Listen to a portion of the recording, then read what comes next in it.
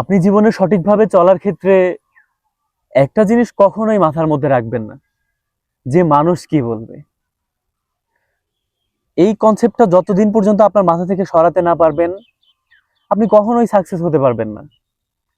কারণ আমাদের এই সমাজের মানুষগুলা এতই নিচে নেমে গেছে, মানে কিছু শ্রেণীর মানুষ। আপনি দেখবেন কিছু মানুষ আছে যারা মরা বাড়িতে খেতে যায়, সেখানে গিয়েও তারা বদনাম করে যে খাবার ভালো হয় নাই, এটা ওইটা হানতান। এরকম শ্রেণীর মানুষ কিন্তু আছে। কিন্তু বিষয়টা হচ্ছে, আপনি সব সময় একটা জিনিস খেয়াল করবেন, যে আসলে আপনার যখন সাকসেসটা খুব সামনে, কিছু মানুষ দেখে আপনাকে জ্বলবে, অনেক কিছু মানুষের কাছে বলা বলি করবে, তখন ভাববেন যে হ্যাঁ, সাকসেসটা আমার খুব কাছে, মানে আমি দেখতে পাচ্ছি। হয়তোবা কোনো কিছুর আড়ালে আছে, কিন্তু সমালোচনার ভিড়ে আপনি এগুলোই দেখতে পারবেন। এই জন্য বলি, মাথায় থেকে একদম লাউড অ্যান্ড ক্লিয়ার মাথায় থেকে এই কনসেপ্টটা দূর করতে হবে যে মানুষ কি বলবে।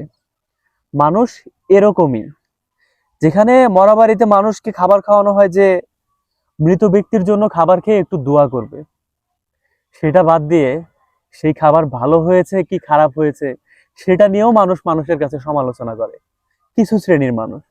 তাই আপনাদের কাছে একটা কথা আমি বলি, আপনার জীবনে চলার ক্ষেত্রে, সঠিকভাবে চলার ক্ষেত্রে মানুষ কি বলবে এই কনসেপ্টটা থেকে অনেকটা দূরে থাকতে হবে। দেখবেন আপনার সাকসেস অনেকটা কাছে, কারণ আপনি পরিশ্রম করছেন। পরিশ্রম করলে কেউ কখনো পিছিয়ে থাকে না, আর থাকবে না। এটাই।